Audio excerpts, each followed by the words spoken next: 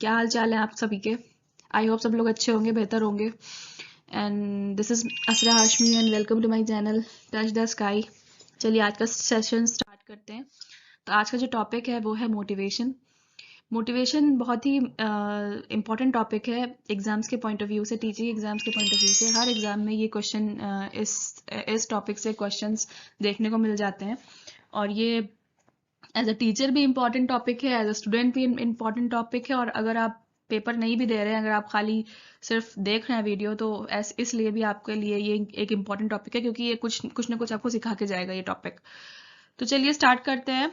Motivation motivation को कहते हैं अभिप्रेरणा। अभिप्रेरणा मतलब कि कोई भी काम ऐसा करने के लिए जो आपको प्रेरणा देता हो, उसको कहेंगे मोटिवेशन। देखिए, मैं एक बहुत ही अच्छा सा एक डायग्राम या कुछ लोगों को ढूंढ के लाई हूँ आप लोगों के लिए मोटिवेशन का। देखिए, जहाँ पे एक लाइक का भी एक थम्स अप करके एक, देखिए, एक छोटा सा डायग्राम बना हुआ है। फिर ये धन दौलत बनी हुई है। फिर ये देखिए, ये ग्राफ ऊपर जा रहा है, लोग यहाँ पे हाथ मिला रहे हैं। यहाँ टाइम टाइम क्लॉक का भी कुछ छोटा सा डायग्राम बना हुआ है। कप बना हुआ है, वर्ल्ड कप बना हुआ है, एक दिमाग की बत्ती जल रही है। यहाँ देखिए कोई गोल है, उस पर निशाना साधा गया है। तो ये सब चीजें आप देखिए, मोटिवेशन से आप इसको जोड़ के देख सकते हैं कि हाँ, मोटिवेटेड है इंसान, की लाइक का बटन मतलब दिख रहा है कि हाँ, कोई कोई काम कोई कर रहा है और उसको लाइक्स मिल रहे हैं, धन दौलत मिल रही है, कोई काम कर रहा है उसके लिए मनी मिल रहा है, वर्ल्ड कप मिल गया भाई, कोई गेम जीत लिया है, कुछ हो गया तो वर्ल्ड कप मिल गया, दिमाग की बत्ती जल गई भाई, मोटिवेटेड है इंसान। या ग्राफ ऊपर जा रहा है, कोई बिजनेस है, कुछ है तो ऊपर जा रहा है, मोटिवेटेड है इंसान, और फिर उसका ग्राफ ऊपर चल रहा है। तो ये सब चीजें, गोल हो गया, गोल पे निशाना साध गया, मतलब मिल गया उसे, गोल अचीव हो गया। तो ये एक तरह का मोटिवेशन का ही देख लीजिए, कुछ ना कुछ टॉपिक है जो रिलेट कर रहे हैं सब मोटिवेशन से।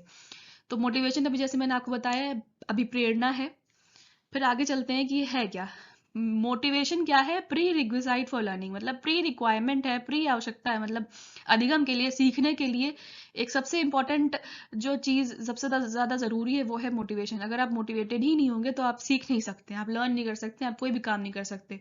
तो हम ये कह सकते हैं कि मोटिवेशन एक ऐसी चीज है, एक ऐसी आंतरिक एनर्जी है। देखिए, यहाँ पे मैंने लिखा है motivation is an internal energy, मतलब एक आंतरिक एनर्जी है जो किसी काम को करने के लिए प्रेरणा देती है। मतलब कोई काम आपने शुरू किया, फिर उस काम को आप करते रहे, उस काम में लगे रहे, और उसको जब उस काम को पूरा कर लिया, तब आपको सेटिस्फैक्शन मिला। मतलब कि अब आप मतलब पहले आप मोटिवेट हुए उस काम को करने के लिए, और आपने जब तक कि उस काम को कंप्लीट नहीं कर लिया, तब तक आपने उसको छोड़ा नहीं, मतलब मोटिवेटेड रहे उस काम के लिए, और आपने पूरा करके दिखाया वो काम। तो कह सकते हैं कि motivation is equals to need. हम लोग कहते हैं, ज्यादातर आपने सुना होगा लोगों के मुंह से, कि आवश्यकता या आविष्कार की जननी है। तो आवश्यकता क्या है? किसी चीज को करने की नीड। कोई भी काम हुआ, कोई कुछ भी आपको मान लीजिए आपको कोई एग्जाम क्लियर करना है, तो उस मतलब क्लियर करना ही हुआ कि आपको एक नीड हुई कि वो एग्जाम क्लियर करे। तो एक तरह का क्या हुआ? मोटिवेशन। मतलब कि आप मोटिवेटेड हुए और फिर आपने वो एग्जाम दिया और आप क्वालिफाई कर गए। मान लीजिए आपको यूपीएससी एग्जाम क्लियर करना है, आईएएस पीसीएस की नौकरी पानी है, मिल गई आपको। तो मतलब आपने वो काम किया, आपने एग्जाम्स क्वालिफाई कर लिया, और आपने गोल अचीव कर लिया। ठीक है। तो क्या है? Motivation is a process to start something, to pursue and to achieve. मतलब कि आपने कोई काम शुरू किया, फिर आपने उस काम को करते गए, और फिर आपने उस काम को अचीव कर लिया, फिनिश कर लिया। मोटिवेशन फिर क्या है? Motivation is generated by a Latin word motum. Motivation एक लैटिन वर्ड मोटम से निकला है वर्ड। मोटम का मतलब है टू मूव, मतलब मूवेबल रहना, चलते रहना, मतलब रुकना नहीं कहीं। तो मतलब क्या हुआ कि अगर आप कुछ सीखना चाह रहे हैं, तो आप मोटिवेटेड फील करें, मोटिवेट हो उस चीज के लिए, और फिर वो काम कर लें या सीख लें। बीएफ स्किनर एक साइकोलॉजिस्ट थे, उन्होंने कहा है motivation is a super highway to learning. मतलब कि एक अधिगम के लिए, सीखने के लिए मोटिवेशन एक बहुत ही इंपॉर्टेंट प्रक्रिया है, एक सुपर हाईवे है। जैसे कि हाईवे पे गाड़ी बहुत तेज, बहुत ही अच्छे से चलती है, स्मूथली चलती है, कोई रुकावट नहीं होती है। तो वैसे ही लर्निंग के लिए, सीखने के लिए मोटिवेशन भी एक तरह का हाईवे है, सुपर हाईवे, एक स्मूथ रोड है जिसपे लर्निंग होगी। मोटिवेशन अगर नहीं होगा तो लर्निंग नहीं होगी। भाई, अगर आप मोटिवेटेड ही नहीं, अगर आप एग्जाम क्लियर ही नहीं करना चाहते हैं, या आप चाहते ही नहीं कि मैं एक बहुत बड़े ओहदे पे बैठूं, तो फिर फायदा ही नहीं है, फिर आप सीख ही नहीं सकते हैं कुछ। ठीक है, तो अब क्या आता है टाइप्स ऑफ मोटिवेशन, मतलब कि अब ये motives, types of motive, sorry, motum से ही वर्ड मोटिव्स भी निकला है। तो ये दो तरह के मोटिव्स होते हैं, एक बायोलॉजिकल मोटिव्स और एक सोशियोजेनिक मोटिव्स। बायोलॉजिकल मोटिव्स क्या होते हैं? जो हमारी साइकोलॉजिकल, सॉरी, जो हमारी शारीरिक जो भी आवश्यकताएं होती हैं उनको बोलते हैं बायोलॉजिकल मोटिव। जैसे हो गया खाना, पानी, दाना, सोना, रेस्ट, ऑक्सीजन, ये सब चीजें क्या होगी, बायोलॉजिकल मोटिव्स में आ गई। मतलब ये सब चीजें आपकी नीड है भाई, खाना, सोना, पानी, सब तो आपको जरूरी है जीवन जीने के लिए। तो ये फिजियोलॉजिकल नीड्स हैं जिनके बगैर आप रह ही नहीं सकते। फिर सोशियोजेनिक मोटिव्स, मतलब कि अब आप सोशियोजेनिक को तोड़ेंगे तो ये दो वर्ड का मिलके बना हुआ है, सोशियो और जेनिक, मतलब सोशल लाइफ से रिलेटेड है। मतलब कि आपको रिवॉर्ड चाहिए, आपको मनी चाहिए, आपको फेम चाहिए, तो ये सब चीज़ें सोशियोजेनिक आ गई। मान लीजिए आप कहीं काम कर रहे हैं और आपको प्रमोशन ही नहीं मिल रहा है या आपको सैलरी ही नहीं मिल रही है, तो फिर आपको काम करने में मज़ा ही नहीं आएगा। तो ये क्या हो गया, सोशियोजेनिक मोटिव है कि आपको रिवॉर्ड, मतलब आपको रिवॉर्ड चाहिए, आपको फेम चाहिए, आपको मनी चाहिए। तो ये एक तरह का, ये बायोलॉजिकल मोटिव नहीं है कि भाई आप रिवॉर्ड के बिना आप जिंदा रह सकते हैं, हाँ रह सकते हैं भाई, मनी के बिना आप जिंदा रह सकते हैं, हाँ रह सकते हैं भाई, आपको खाना पानी मिलना चाहिए, आपको सोना ऑक्सीजन मिलनी चाहिए, आप जिंदा रह लेंगे। तो ये सब चीजें क्या है, सोशल लाइफ से रिलेटेड है। मतलब ऐसा नहीं है कि आप इनके बगैर मर जाएंगे, मगर फिर भी आपको ये सब चीजें चाहिए चाहिए। फिर आता है types of motivation. Types of motivation में दो तरह के मोटिवेशन होते हैं, एक इंट्रिंसिक मोटिवेशन और एक एक्सट्रिंसिक मोटिवेशन। इंट्रिंसिक को अगर आप देखेंगे तो ये इंटरनल, मतलब locus of control is internal. Intrinsic internal से बन के बना है, मिलके बना है। मतलब कि ये आंतरिक होता है। इंट्रिंसिक मतलब आंतरिक, अंदर से एक फीलिंग आ रही है कि हाँ आपको कोई काम करना है, आपको सीखना है, आपको लर्न करना है, या आपको कोई काम पूरा करना है, गोल अचीव करना है। तो वो क्या हो गया, intrinsic motivation. Locus of control internal है और ये लॉन्ग टर्म रहता है। मतलब ये नहीं कि बस एक बार आपने सोचा तो उसके बाद फिर आप ये खत्म हो गया, दूसरा कोई और मोटिवेशन आपके अंदर आ गया, कोई और किसी और की तरफ आप मोटिवेट हो गए, नहीं, ये इंटरनल होता है और ये लॉन्ग टर्म रहता है। मान लीजिए आपको, जैसे अभी मैंने एक एग्जांपल वही यूपीएससी वाला दिया था कि आप किसी भी बड़ी पोस्ट पे बैंक ऑफिसर बनना चाहते हो या किसी बड़ी पोस्ट पे जाना चाहते हो, पॉलिटिकल लीडर ही बनना चाहते हैं और बड़े पोजीशन पे जाना चाहते हो, तो ये एक इंटरनल मोटिवेशन है। मतलब आपसे कोई कह नहीं रहा है कि आप मतलब ये चीज करिए या आप ये चीज बनिए, बट आपको अंदर से, आपका दिल कर रहा है, आपके अंदर से आंतरिक आंतरिक अभिव्यक्ति आपकी कि हाँ आप मतलब इतने बड़े पोस्ट पे जाके बैठे हैं, तो ये एक इंटरनल मोटिवेशन हुआ। जैसे मैं अपना एग्जांपल देती हूँ कि मुझे ड्राइविंग करने का बहुत शौक है, बट मुझे कोई सिखाता नहीं, मुझे आती भी नहीं है। बट मेरा एक इंटरनल, मेरे अंदर एक वो है कि हाँ मैं सीखूं या ड्राइव करना सीखूं। तो ये एक तरह का इंटरनल मोटिवेशन है। कोई मुझसे कह नहीं रहा है, कोई नहीं कहता है कि तुम ड्राइविंग सीखो या तुम ड्राइव करो, बट फिर भी मेरा दिल करता है कि मैं ड्राइविंग सीखूं। तो ये क्या है, एक इंटरनल मोटिवेशन है। बहुत ही अलग सा मतलब अलग सा मैंने एग्जांपल दिया है, बट आप ये इंट्रिंसिक मोटिवेशन से आप इसको जोड़ सकते हैं।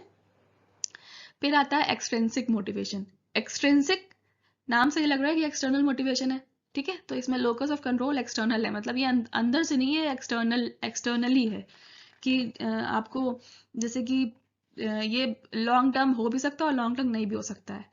ये पुश स्टार्ट करने के लिए ठीक होता है, मतलब कि भाई कोई काम आप करना चाह रहे हैं या कोई काम दूसरा करना चाह रहा है, तो उसको आप मतलब बाहरी मोटिवेशन आपने दे दिया उसे कि हाँ तुम मतलब ये काम करो, तो ये क्या हो गया, पुश स्टार्ट करने के लिए ठीक है, मगर ये लॉन्ग टर्म के लिए नहीं रहता है। जैसे कि मान लीजिए आप किसी चीज के लिए आप चाहते हैं कि आपको सब प्रेज करें, आपको सब एडमायर करें, तो ये एक तरह का एक्सटर्नल मोटिवेशन हो गया। या आप जॉब कर रहे हैं और आपको इंसेंटिव चाहिए, भाई कंपनी ने कुछ रूल रख दिया है कि इतना इतना इतना आप काम करेंगे, इतना इतना टारगेट अचीव करेंगे, फिर आपको इंसेंटिव दिया जाएगा। तो आप इंसेंटिव को देख कर आप काम कर रहे हैं कि हाँ मुझे ये, मैं काम करूंगा तो मुझे इंसेंटिव मिलेगा। तो ये एक तरह का एक्सटर्नल मोटिवेशन हो गया। पावर, जैसे कि आप कोई पावर अचीव करना चाहते हैं, आप कोई बहुत बड़े ओहदे पे बैठना चाहते हैं और आपको ये आप चाहते हैं कि मैं सिर्फ इसलिए बैठूं कि मुझे ये पावर अचीव हो जाए, पावर मिल जाए, तो ये क्या हो गया, एक्सट्रिंसिक मोटिवेशन हो गया। या फिर आप एक एग्जांपल ये भी ले सकते हैं, आपका कोई छोटा भाई या बहन हो या बेटा बेटी जो भी हो, और आप उससे कहें कि हाँ तुम ये एग्जाम में क्वालिफाई कर लो या तुम फर्स्ट आ जाओ क्लास में, फिर मैं तुम्हें एक फ़ोन ले या टैबलेट लेके दूंगा। तो एक तरह का एक्सटर्नल मोटिवेशन हो गया भाई, कि मतलब आप उसको कह रहे हैं कि तुम ये करो, मैं तुम्हें रिवॉर्ड दूंगा। बट ये लॉन्ग टर्म के लिए नहीं रहता है। ये आप हमेशा उसे नहीं कह सकते कि हाँ तुम फर्स्ट आ जाओ, मैं तुम्हें ये दूंगा, क्योंकि फिर वो यही सोचेगा कि हाँ ये हर बार यही बोलते हैं कि हाँ तुम लालच देते हैं कि तुम फर्स्ट आ जाओ तो मैं ये करूँ। तो वो फिर मतलब एक्सटर्नल ही मोटिवेशन है, वो आंतरिक नहीं हुआ। वो खुद नहीं चाहेगा कि मैं मतलब पास हूँ, बस वो सिर्फ और सिर्फ सामान या चीज़ के लिए सोचेगा कि हाँ मैं वो चीज़ मैं मतलब फर्स्ट आऊँ। तो ये एक लॉन्ग टर्म नहीं रहता है, और ये एक तरह का नेगेटिव भी हो सकता है। ये एक तरह से नेगेटिव मोटिवेशन के तौर पे भी इसको हम लोग देख सकते हैं। फिर नेक्स्ट टॉपिक है cycle of motivation. Cycle of motivation मतलब मोटिवेशन का चक्र या अभिप्रेरणा का चक्र। तो इस साइकिल में 6 स्टेप्स होते हैं, जिसकी शुरुआत सब नीड से होती है और एंड होता जाकर रिडक्शन ऑफ अराउजल पे। तो सबसे पहले क्या आती है? नीड। मतलब भाई आवश्यकता आई किसी चीज़ को करने के लिए, कोई काम है जिसको आपको करना है, तो उसके लिए आप पहले आवश्यकता आई। फिर ड्राइव, मतलब कि उस चीज़ की तरफ आप भागे या उस चीज़ की तरफ आप गए, मतलब आपको एक एक फोर्स चाहिए। एक ड्राइव एक तरह का फोर्स हो गया, उस काम को करने के लिए एक फोर्स आपको आपको मतलब आपने लगाया उस चीज़ को करने के लिए। फिर अराउजल, अराउजल मतलब उत्तेजित हुए आप उस चीज़ को करने के लिए, भाई आप उत्तेजित उत्तेजित हो गए, भाई अब आपको मतलब वो काम करना ही करना है। तो अब जब आपने वो काम कर ये सोचा कि अब आपको ये भाई बहुत हो गया, अब ये काम करना ही करना है, तो उस स्टेज को कह देंगे अराउजल। फिर क्या आता है? गोल डायरेक्टेड बिहेवियर। मतलब अब आप उस गोल की तरफ भागेंगे, उसी उसकी तरफ आपका बिहेवियर जो है गोल की तरफ ही हो जाएगा। अब आप कहीं किसी और की तरफ नहीं, आप अपने गोल की तरफ ही आपका बिहेवियर रहेगा। फिर आप उस गोल को अचीव कर लेंगे, अचीवमेंट हो जाएगा। उस गोल को आपने अचीव कर लिया, तो ये 5th स्टेज हो गई कि आपने वो चीज़ अचीव कर ली, आपको वो चीज़ मिल गई। फिर आप रिडक्शन ऑफ अराउजल हो गया, मतलब भाई आपकी जो उत्तेजना थी वो अब शांत हो गई। मतलब अब दूसरा अब फिर हो सकता है, फिर आप यही रिडक्शन ऑफ अराउजल के बाद फिर आप नीड पे पहुंच गए, अब आपको कोई और नीड की आवश्यकता हो गई, अब आपको किसी और चीज़ की आवश्यकता हो गई। एग्जाम्पल ले लें कि अब अभी आपको, जैसे कि मान लीजिए आपको कोई भी टीचिंग एग्जाम या कोई भी सरकारी नौकरी आपको पानी है, आपको वो कोई एग्जाम देना है जिसके बाद आपको सरकारी नौकरी आपकी लग जाएगी। तो क्या हो गया? आपको एक नीड हुई कि आपको सरकारी नौकरी पानी है, तो ये क्या हो गया? नीड। फिर ड्राइव, नेक्स्ट जब लेवल आएगी तो वो होगी ड्राइव। मतलब कि अब आप ड्राइव ये भी हो सकता है कि आपकी फैमिली कंडीशंस कैसी हैं, कि हाँ आपको अब मतलब फैमिली कंडीशन की वजह से आपको सरकारी नौकरी पानी है, या आपका पैशन है कि हाँ सिर्फ आपको सरकारी नौकरी मिल जाए, या कह लें कि आपको बस दिखाना है लोगों को कि भाई हाँ देखो सरकारी नौकरी, मतलब मुझे सरकारी नौकरी मिल गई। तो ये एक तरह की फोर्स हुआ, एक तरफ का ड्राइव हुआ कि अब आप मतलब नेक्स्ट लेवल पे पहुंच गए हैं, कि अब आपको वो चीज़ चाहिए। अब आई अराउजल की बात, मतलब अब आप उत्तेजित हो गए, अब आपको बस आपने सोच लिया कि भाई अब हमें करना ही करना है। मतलब अब आपको वो जो एग्ज़ाम क्वालिफाई करना ही करना है और आपको सरकारी नौकरी पानी ही पानी है। तो अब आप नेक्स्ट लेवल पे हैं कि अब आप अराउज हो गए हैं, मतलब अब आपका कुछ और नहीं, अब आपका दिमाग अब आप सिर्फ एग्ज़ाम को ही पे ही फोकस्ड है। फिर अब जब ये हुआ तो अब आपके ऊपर आप अब नेक्स्ट स्टेज पे पहुंचे, उसका नाम है गोल डायरेक्टेड बिहेवियर। मतलब आप अब गोल की तरफ भाग रहे हैं, अब आप गोल की तरफ आपका बिहेवियर डायरेक्ट कर रहा है। कि आप मान लीजिए हो सकता है किताबें उठा के देखेंगे, बुक्स उठा के देखेंगे, या टीचर्स जितने भी आपके हैं उनसे बात करेंगे, उनसे पढ़ाए हुए लेसन्स पढ़ेंगे, या यूट्यूब पे जाके पढ़ाई करेंगे, या मॉक टेस्ट लगाएंगे। ये सब चीज़ें गोल डायरेक्टेड बिहेवियर, मतलब कि आप बिहेव कर रहे हैं गोल की तरफ जाने के लिए। फिर जब अब आप आ गया अचीवमेंट, मतलब आपको अब वो अचीव हो गया, गोल अचीव हो गया, आपने एग्जाम क्लियर कर लिया, आपका अच्छा हो गया एग्जाम। अब आपको भाई अब आपका जब एग्जाम क्लियर हो गया और आपको पता है कि अब भाई आगे चल के आपको नौकरी मिलनी ही मिलनी है, तो क्या हुआ? अब रिडक्शन ऑफ अराउजल हो गया, मतलब भाई अब आपकी उत्तेजना शांत हो गई। मतलब आपको पता है कि अब आपको गोल मिल गया है, तो आपकी उत्तेजना शांत हो गई। पर अब इसके बाद आप नेक्स्ट नीड पे पहुंच सकते हैं। हो सकता है आपको अब कोई और आपकी नीड आ गई है, कोई और काम आपको करना है, दूसरा काम। जैसे मान लीजिए अब आप एग्जाम क्वालिफाई कर लिया, सरकारी नौकरी पा गई, अब हो सकता है आपको चाहिए कि आपको घर बनाना है, अच्छा सा महल टाइप का घर सजा बनाना है। भाई सरकारी नौकरी मिल गई, आपको पैसा मिलेगा तो आप उसे घर बनाएंगे। तो ये एक तरह की नीड हो गई। फिर उसी तरह से आप ड्राइव करेंगे, फिर अराउजल वाली फीलिंग आएगी, फिर आपका बिहेवियर गोल डायरेक्टेड हो जाएगा, फिर आप उस चीज़ को अचीव कर लेंगे, आपका घर बन जाएगा, फिर आपका रिडक्शन ऑफ अराउजल हो जाएगा। तो ये साइकिल मोटिवेशन की चलती ही रहती है। जैसे जैसे आपकी नीड्स बढ़ेंगी वैसे वैसे आपकी मोटिवेशन होता रहेगा। ठीक है, फिर हम लोग नेक्स्ट, फिर आता है अप्रोचेस ऑफ मोटिवेशन, मतलब स्कूल्स क्या है उसमें, जिसमें लोगों ने सोचा है, डाला है अप्रोचेस क्या है मोटिवेशन की। तो ये 3 तरह के अप्रोचेस हैं, बिहेवियरिस्टिक अप्रोच, ह्यूमनिस्टिक अप्रोच और कॉग्निटिव अप्रोच। इसमें एक और साइको एनालिटिकल अप्रोच भी आती है जो सिगमंड फ्रूड की है, तो वो मैं आगे डिस्कस करूंगी अगले सेशन में। तो बिहेवियरिस्टिक अप्रोच क्या होता है, एक्सटर्नल होती है। बिहेवियरिस्टिक अप्रोच में एक्सटर्नल जितनी भी चीज़ें आती हैं, जैसे फेम हो गया, मनी हो गया, रिवॉर्ड हो गया, प्रेज हो गया, इंसेंटिव हो गया, ये सब चीज़ें क्या हो गई, बिहेवियरिस्टिक अप्रोच में आती हैं। इसमें री की बात करी गई है, इसमें पनिशमेंट की बात करी गई है, और ये एक्सटर्नल है तो इसमें स्किनर की थ्योरी आ जाएगी, इसमें हल की थ्योरी आ जाएगी जो है ड्राइव रिडक्शन थ्योरी। तो आगे अभी आपके ये मैं डिस्कस करूंगी। तो ये बिहेवियरिस्टिक अप्रोच है। बिहेवियरिस्टिक मतलब व्यवहारवादी अप्रोच है। तो इसमें ये सब एक्सटर्नल होता है, मतलब ये आंतरिक नहीं है, ये बाहरी है। फिर आता है ह्यूमनिस्टिक अप्रोच। ह्यूमनिस्टिक अप्रोच मतलब कि मानवतावादी अप्रोच। ये इंटरनल है। इंटरनल का मतलब है कि आंतरिक है। ये ह्यूमन अपने पोटेंशियल को अचीव करने के लिए मतलब आया है दुनिया में, मतलब एक तरह की मतलब ये मानवतावादी पे बेस्ड है। और इसमें मेनली अब्राहम मैस्लो ने इसकी बात की है, जो कहते हैं कि मानव बाय नेचर अच्छा है, और उस जो सेंटर है वो इंटरनल है, सेल्फ फुलफिलमेंट के लिए आया है, सेल्फ एस्टीम के लिए आया है। तो ये ह्यूमनिस्टिक अप्रोच हो गई, मतलब मानवतावादी बात हो गई, और ये भी इंटरनल है। ठीक है, तो इसकी बात किसने की, अब्राहम मैस्लो ने। मैस्लो हायरार्की ऑफ नीड्स इनकी थ्योरी थी। फिर आता है कॉग्निटिव अप्रोच। ये भी इंटरनल है, ये संज्ञान से जुड़ा हुआ है, हमारी एक्टिविटीज, हमारी थिंकिंग, हमारा थॉट प्रोसेस, उस सब से जुड़ा हुआ है कॉग्निटिव अप्रोच। ये भी हमारे दिमाग से रिलेटेड है। तो ये हो गई 3 तरह की अप्रोचेस। एक साइको एनालिटिकल अप्रोच में है जो सिगमंड फ्रूड ने दिया हुआ है, जिसमें लोकस ऑफ कंट्रोल इंटरनल है, मगर अभी मैं उस चीज़ को डिस्कस नहीं कर रही हूँ, मैं अगले सेशन में उसको डिस्कस करूँगी। तो फिलहाल मैं इसको अभी शॉर्ट में बस इतना समझाना चाहती हूँ, क्योंकि ये अपने आप में ही बहुत बड़े टॉपिक्स हैं। इसको मैंने बहुत शॉर्ट में अभी आपको समझा दिया है कि बिहेवियरिस्टिक अप्रोच क्या है, ह्यूमनिस्टिक अप्रोच क्या है, और कॉग्निटिव अप्रोच क्या है।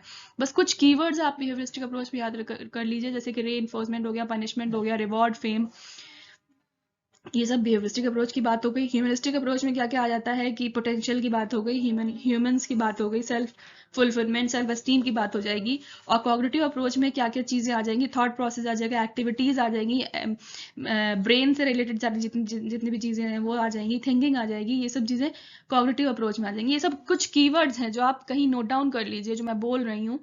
तो ये सब चीज़ें जो हैं, इन कीवर्ड्स के थ्रू ही आप समझ जाएंगे कि हाँ ये बिहेवियरिस्टिक की बात हो रही है, कि ह्यूमनिस्टिक की बात हो रही है, कि कॉग्निटिव की बात हो रही है। ओके,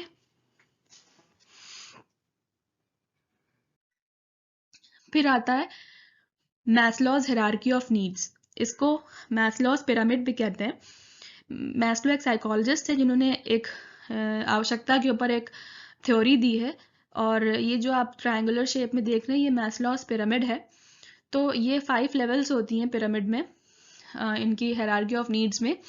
सबसे पहला आप नीचे से हम लोग इसको शुरुआत करते हैं, ऊपर से नहीं देखते या नीचे से देखते हैं। फिजियोलॉजिकल नीड्स सबसे पहले आती है, फिर सेफ्टी नीड्स आती हैं। भाई फिजियोलॉजिकल नीड्स में क्या क्या आ जाता है, food water shelter, sorry shelter नहीं, food water, warmth, rest, oxygen, temperature regulation, ये सब चीज़ें क्या होगी, फिजियोलॉजिकल नीड्स, मतलब जो हमारी शारीरिक शारीरिक आवश्यकताएं हैं वो सब क्या आ गई, फिजियोलॉजिकल नीड्स में आ गई। भाई खाना आपको चाहिए, पानी आपको चाहिए, रेस्ट चाहिए। ऐसा तो नहीं दिन भर आप काम करते रहे आपको रेस्ट ही ना मिले। और आपको जिंदा रहने के लिए ऑक्सीजन चाहिए, सबसे जरूरी चीज। टेम्परेचर चाहिए, आपके अकॉर्डिंग टेम्परेचर होना चाहिए। भाई ना बहुत सर्दी हो ना बहुत गर्मी हो, भाई बहुत ज़्यादा सर्दी हुई तो आपको उस हिसाब से आपका बॉडी टेम्परेचर होना चाहिए, या बहुत ज़्यादा गर्मी हुई तो उस हिसाब से आपका बॉडी टेम्परेचर होना चाहिए। तो ये सब चीज़ें हुई। एलिमिनेशन भी चाहिए, मतलब एक्सक्रीशन। भाई आप ये तो एक नेचुरल प्रोसेस है एक्सक्रीट करना। तो ये सारी चीज़ें क्या हो गई, फिजियोलॉजिकल नीड्स में आ गई। तो ये फिजियोलॉजिकल नीड्स क्या है, ये बेसिक नीड्स हैं। फिर अब जब आप फिजियोलॉजिकल नीड्स हो गई, आपका खाना पानी सब कुछ मिल गया आपको, खाना पानी दाना रेस्ट सब मिल गया। फिर अगली नीड क्या हुई भाई? Safety needs. भाई ऐसा तो है नहीं कि अब खाना पानी और ऑक्सीजन मिल के आप बस आपकी नीड्स शांत हो गई। अब आपको सेफ्टी नीड्स चाहिए, आपको सेफ महसूस करना है। ऐसा नहीं कि आप जंगल में पड़े रहें, अब आपको घर चाहिए, सिक्योरिटी चाहिए, पैसा चाहिए, बैंक में भी पैसा होना चाहिए आपके। मतलब ये सब चीज़ें सिक्योरिटी नीड्स में आ गई, सेफ्टी नीड्स में आ गई कि अब आपको पोटेंशियली कोई डेंजरस चीज़ हो या डेंजर वाली चीज़ों से आपको सावधान होना चाहिए, बचना चाहिए। तो अलग अलग तरह की सिचुएशन से आप सेफ महसूस करें, सेफ रहें। तो ये भी एक तरह की बेसिक नीड्स में आ गई। फिर अगली जो स्टेज होगी या नीड होगी वो क्या होगी? Belongingness, love and belongingness needs.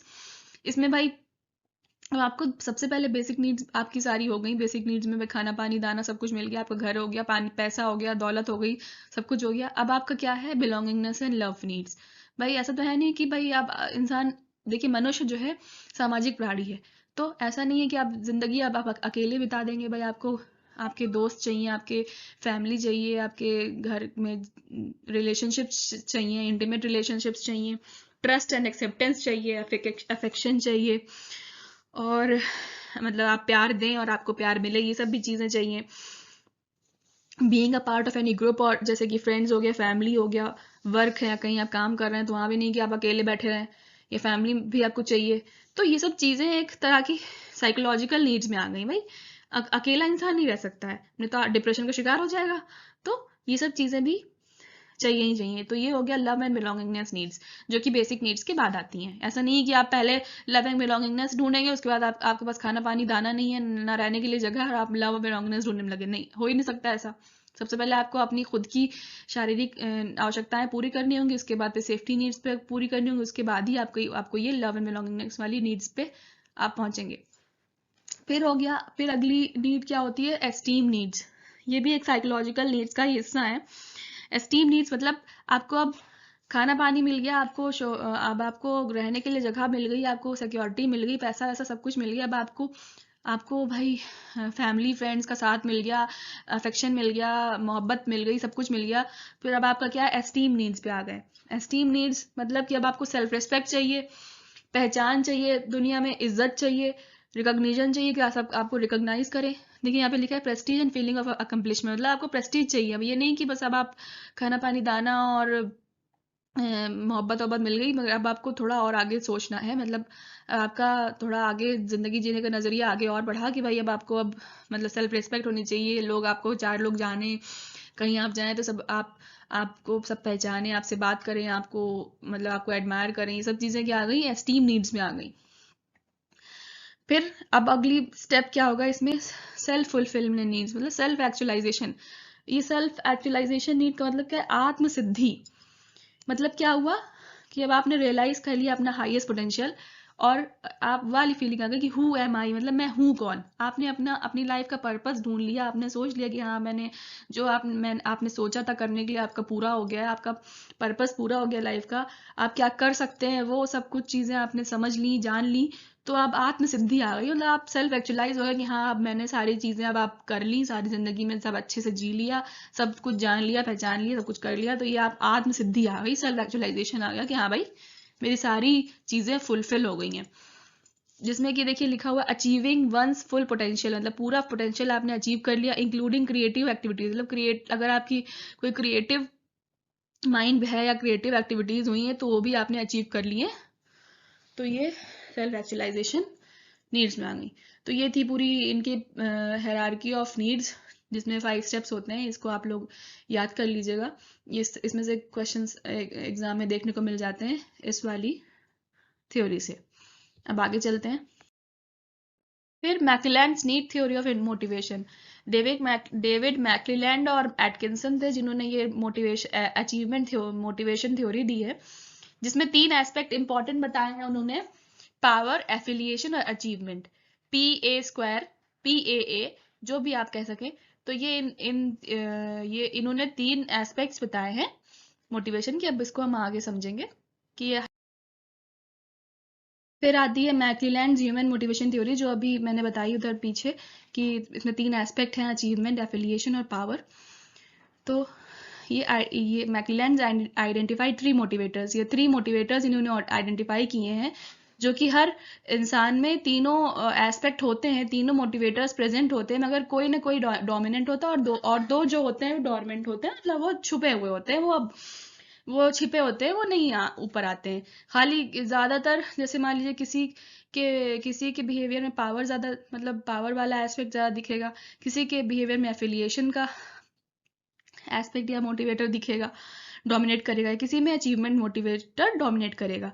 तो ये 3 तरह के मोटिवेटर्स हैं जिसके बारे में मैकलेलैंड और एटकिंसन ने बताया है, और इसमें बताया कि people will have different characteristics depending on the dominant motivator, मतलब सबकी अलग अलग इंडिविजुअल डिफरेंसेस होंगे, अलग अलग कैरेक्टरिस्टिक्स होगी डिपेंडिंग अपॉन देयर मोटिवेटर, कौन सा मोटिवेटर डोमिनेंट है उनके अंदर, जो डोमिनेट कर रहा है उसके अकॉर्डिंग ही उनकी कैरेक्टरिस्टिक्स डिफाइन होंगी।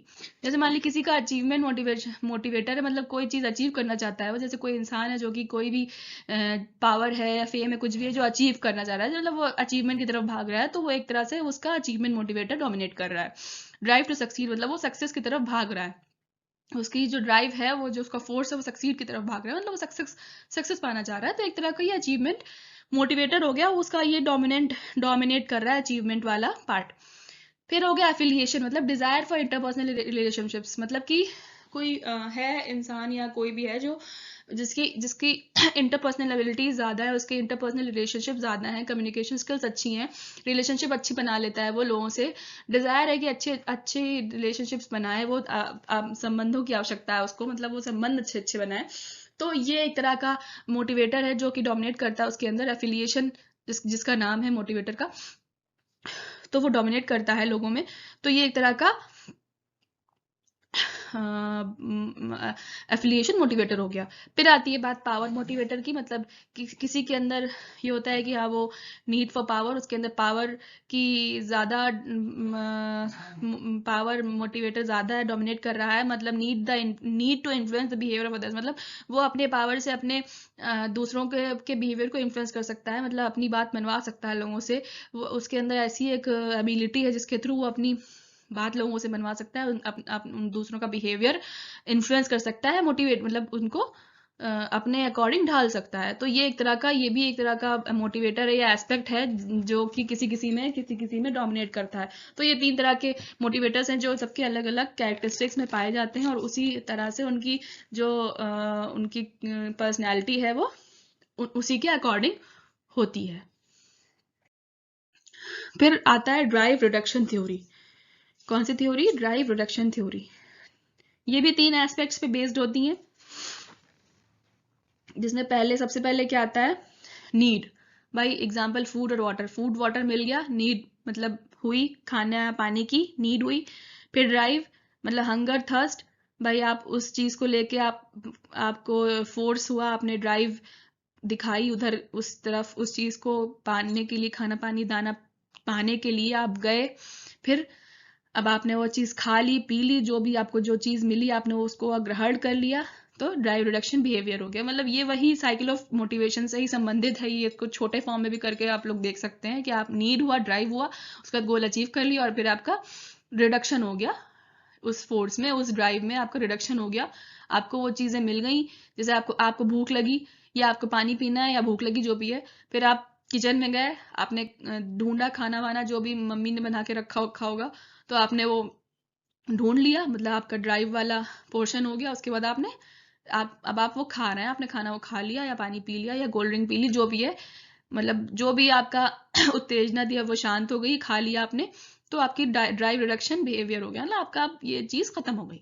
आपका पेट भर गया, आपने पानी पी लिया, खाना खा लिया, जो भी है, तो ये ड्राइव रिडक्शन बिहेवियर हो गया। ठीक है, ये बहुत ही ईजी से चीज़ें हैं, आप अपने डेली लाइफ में भी करके आप देख सकते हैं, ये बहुत ही डेली लाइफ से भी संबंधित है ये। ठीक है, अब ये सारी चीज़ें हो गई। अब उसके बाद आता है कि इम्पोर्टेंस ऑफ मोटिवेशन, मतलब मोटिवेशन की इम्पोर्टेंस क्या क्या है।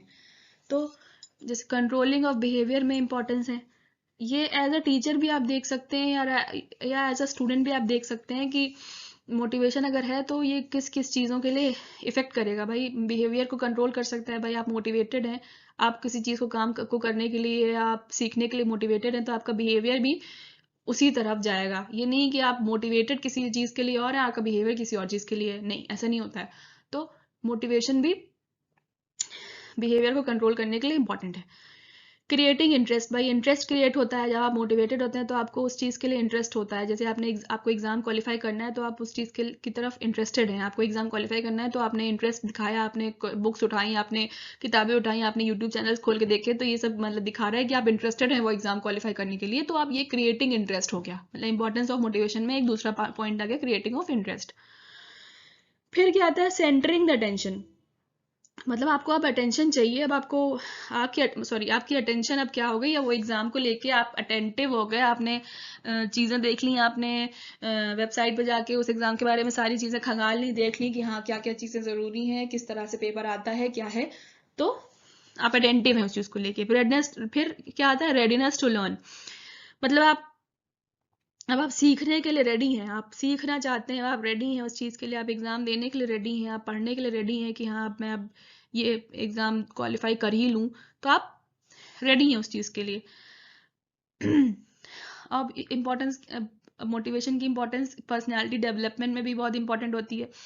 अब जब मोटिवेटेड है किसी चीज़ को लेके, तो आपका पर्सनैलिटी जो है वो उसी की तरह आपकी डेवलप भी हो जाएगी। आप यूपीएससी एग्जाम क्लियर करना चाहते हैं, आप आईएएस पीसीएस बनना चाहते हैं, तो आपकी पर्सनैलिटी भी उसी तरह से बनने की कोशिश करेगी, मतलब बनेगी कि आप भाई उसी तरह से आप सोच भी रहे हैं, उसी ढंग से आप पढ़ाई भी कर रहे हैं, उन्हीं के लोगों की तरह आप देख रहे हैं, आप वीडियोस देख रहे हैं, आप उनकी ट्रेनिंग्स वगैरह देख रहे हैं, जो भी आपको मतलब मिल पा रहा है, जो भी सोर्सेज मिल पा रहे हैं उसके थ्रू, तो आप उसी तरह से पर्सनैलिटी भी आपकी उसी तरह से डेवलप होती जाएगी। और गोल अचीवमेंट, ये तो बात हो गई, पहले ही बता चुकी हूँ कि मोटिवेटेड है तो आप फिर वो गोल अचीव कर लेते हैं। तो ये सब चीज़ें इंपॉर्टेंस ऑफ मोटिवेशन में आती हैं। अब how to motivate a child by the teacher. अब अगर एजुकेशन इम्प्लीफिकेशन देखें कि आप मोटिवेशन चाइल्ड को मोटिवेट कैसे करेंगे चाइल्ड को, तो कैसे मोटिवेट करेंगे, बाय प्रेजिंग अ चाइल्ड। अब आप जैसे कि किसी बच्चे को आप मोटिवेट करना चाहते हैं पढ़ाई करने के लिए या किसी भी चीज़ के लिए, कोई भी एक्टिविटी में आपको उसको मतलब वो करना है, तो आप उसको प्रेज करेंगे, आप कहेंगे हाँ तुमने बहुत अच्छा काम किया, तुमने बहुत अच्छे से पढ़ाई की, या तुमने बहुत अच्छा बनाया, ड्राइंग हो गया, कुछ हो गया। तो इस तरह से आप बच्चे को मोटिवेट कर सकते हैं। फोकसिंग ऑन द नीड्स, या तो आप उसकी नीड्स पे फोकस करेंगे, तो बहुत इंपॉर्टेंट एस्पेक्ट है कि बच्चा अगर मान लीजिए बहुत क्रिएटिव है, ड्राइंग में अच्छा है या आर्ट में अच्छा है, तो आप देखेंगे कि हाँ उसकी आर्ट में अच्छा है, बट उसके पास नीड्स, मतलब आपके उसके पास वैसी चीज़ें नहीं है, मान लीजिए उसके पास ब्रश नहीं है या कलर्स नहीं है, कुछ नहीं है, तो उस तरह से आप उसको फोकस करेंगे उसके नीड्स पे कि क्या क्या चीज़ें उसे चाहिए, क्या क्या चीज़ें उसे चाहिए। फिर लेवल ऑफ एस्पिरेशन, मतलब उसकी आकांक्षाओं को देखेंगे कि वो क्या क्या चीज़ें वो अचीव कर सकता है, उसकी उसकी क्षमता क्या क्या है और वो क्या क्या अचीव कर सकता है। और by using audio visual aids, उसको मोटिवेटेड वीडियोस दिखाएंगे, ऑडियो सुनाएंगे, तो इस तरह से भी बच्चा मोटिवेट होता है। स्टोरीज दिखाएंगे या अच्छी अच्छी बुक्स देंगे उसको, स्टोरी बुक्स देंगे जिसमें मोटिवेटेड कोट्स, मोटिवेशन की तरफ जो भी स्टोरीज होंगी उसको दिखाएंगे। तो ये सब चीज़ें इस तरह से आप मोटिवेट कर सकते हैं चाइल्ड को as a teacher by creating a conducive environment. जो कि जो जिससे कि मोटिवेटेड फील करे बच्चा, मतलब कि ऐसा आपको माहौल देना है बच्चे को जिससे वो मोटिवेटेड फील करे, उसी के अकॉर्डिंग वो फिर काम करे। जैसे कि अगर वो क्रिएटिव है, पढ़ाई में अच्छा है, तो उसको उसी तरह से एनवायरनमेंट प्रोवाइड करेंगे आपके यहाँ भाई, सोर्सेज भी उसको उसी तरह से देंगे आप, अलग अलग तरह के बुक्स से उसको बताएंगे कि हाँ ऐसे पढ़ सकते हो या ऐसे ऐसे वीडियोस देख सकते हो। अगर वो क्रिएटिव है, अगर वो आर्ट में अच्छा है, ड्राइंग में अच्छा है, तो आपको उस तरह से आपको उसका एनवायरनमेंट क्रिएट करना पड़ेगा। तो ये सब चीज़ें आप इस तरह से आप मोटिवेट कर सकते हैं चाइल्ड को। ये एजुकेशन इम्प्लीफिकेशन है और ये बहुत इंपॉर्टेंट एस्पेक्ट भी है। अगर आप टीचर एज अ टीचर अगर आप बच्चे को पढ़ाने जा रहे हैं, तो ये सब भी आपको अपने माइंड में रखना पड़ेगा। तो ये सारी चीज़ें आज के टॉपिक में थी, आज के सेशन में। मैं आगे के सेशन में भी इसी मोटिवेशन से कुछ 2-3 चीज़ें जो छूट गई हैं, जैसे कि मैकडॉगल की एक थ्योरी है, वो रह गई है, और कुछ कॉग्निटिव एस्पेक्ट और बिहेवियरिस्टिक अप्रोचेस जो थी, मैंने जो अभी आपको थोड़े शॉर्ट में समझा दी हैं, उसको भी थोड़ा सा डीप में समझाना है। उसके लिए मुझे एक अलग सेशन और अलग पीपीटी बनानी पड़ती, इसीलिए मैंने उसको अभी छोड़ दिया है। और जिसमें कि अभी साइकोएनालिटिक अप्रोच भी आएगी, जिसमें सिगमंड फ्रूड ने क्या कहा है ईगो और सुपर ईगो के बारे में। उन्होंने 2 तरह की एनर्जी बताई थी, थैनाटोस और इरोस। तो ये लाइफ इंस्टिंक्ट और डेथ इंस्टिंक्ट को लेके ये सब चीज़ें भी मैं आपको बताऊंगी आगे की वीडियो में। अभी फिर बहुत बड़ा सेशन हो जाता है, फिर आप लोग बोर भी हो जाते। तो मैंने सोचा कि वो अगले पार्ट 2 कर दूंगी, सॉरी, मैं उसका। तो ये पूरी वीडियो आपको कैसी लगी आप बताइएगा। अगर कोई भी आपको अगर इसमें डाउट हो या कुछ भी क्वेश्चन पूछना हो, तो please feel free to ask me. या आप मुझे मेल भी कर सकते हैं। मेरा मेल आईडी मेरे चैनल पे होगा शायद, या मैं अपडेट कर दूंगी। और प्लीज़ आपको अगर अच्छा लगा हो वीडियो, तो लाइक शेयर और सब्सक्राइब ज़रूर करिएगा। और बहुत अच्छा रिस्पांस आ रहा है आप लोग का मेरे आग पीछे पिछली वीडियोस की का। तो मैं बहुत अच्छा महसूस करती हूँ देख के। और thank you so much. I hope कि आपका दिन शुभ हो। Thank you. Have a great day.